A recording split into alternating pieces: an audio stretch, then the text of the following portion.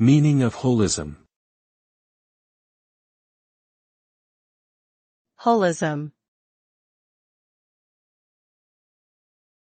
Holism. Holism. Holism. Holism is a philosophical concept that suggests that the whole is more than the sum of its parts. It emphasizes the interconnectedness and interdependence of all components of a system, including physical, biological, and social systems. The holistic approach considers the whole system as a unit rather than focusing on individual parts or components.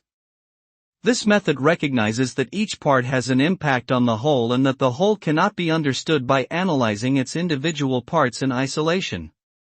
Holistic thinking helps to understand complex systems and solve problems comprehensively, taking into account all interconnected factors.